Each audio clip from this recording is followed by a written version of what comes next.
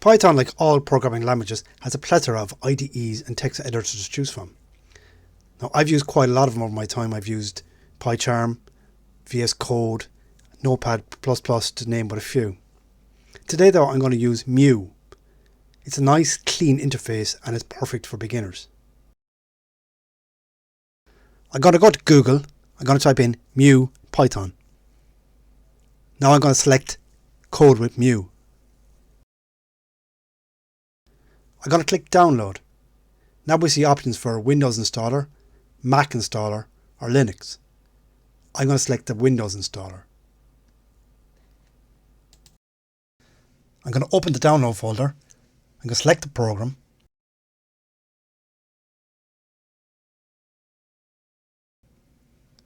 Now I'm going to accept the conditions and click Install.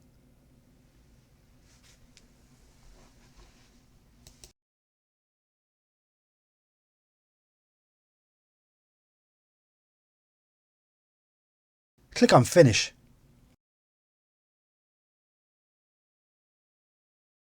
Go to the Start menu and type Mu Editor.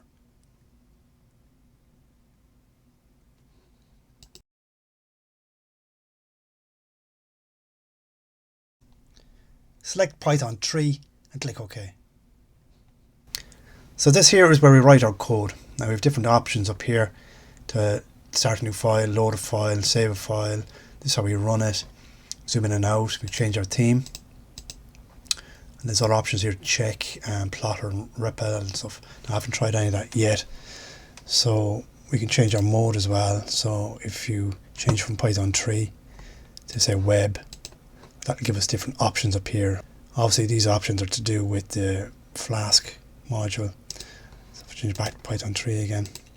So what I'm going to do is I'm going to write just a small little program just to show you how this works. So when I save that, I'm going to go into Documents, Python Projects. I'm just going to call it Name because it's only a small program asking for my name and printing it.